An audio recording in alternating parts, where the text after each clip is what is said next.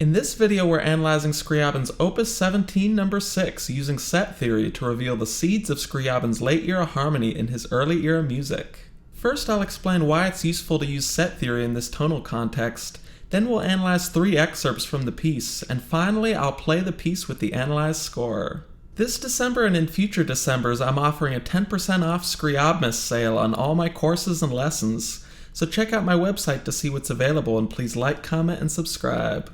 This prelude is really straightforward, where every downbeat uses non-chord tones that resolve by the end of the beat.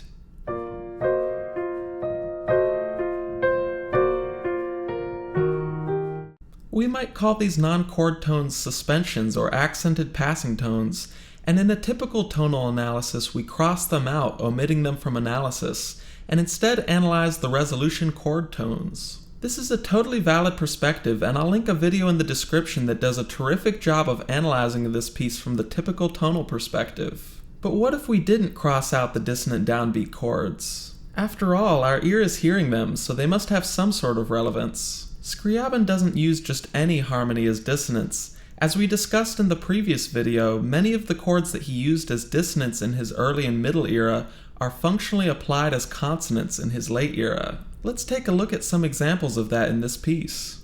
In the third measure, there's a tritone jump to a 7 flat 9 sharp 11 chord, one of Scriabin's most important sets from his late era.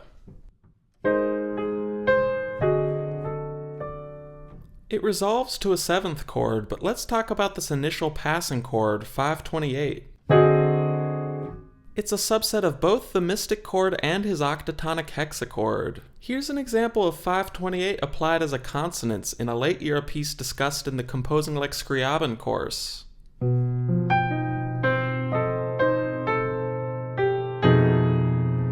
And it's also one of the beautiful arpeggiated chords in Sonata 5.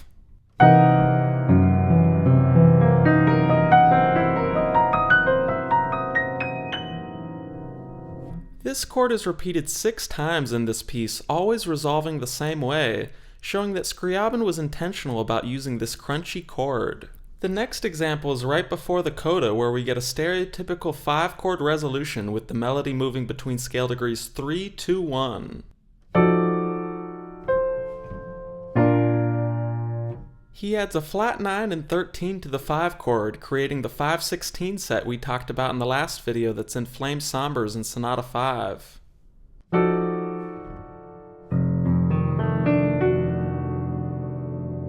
The next chord is 531.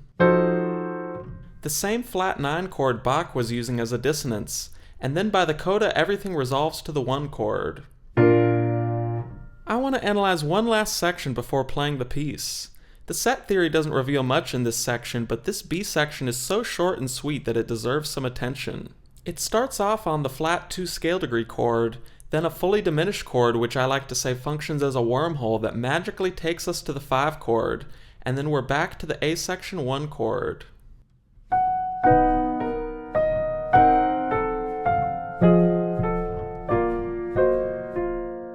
If we didn't use set theory, we might not have realized a chord like the flat 9 sharp 11 chord is a flipped or reordered version of the same harmony in Scriabin's late era, and that's because set theory classifies all modes and iterations of chords into an identifiable set. These examples show that Scriabin was using some of his favorite late era sets as a dissonance in his early music. Perhaps Scriabin exploring these chords as a dissonance helped him hear the potential for them to be applied as a consonance in his late era atonality. So I hope you all find the dissonant downbeat chords analyzed with set theory as interesting as I do, and if you ever want to learn some of these particular sets like 5/16, I have a series on the pressing scales that teaches a lot of these important sets.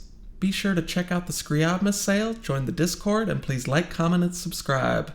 Here's the whole piece with the score analyzed using set theory.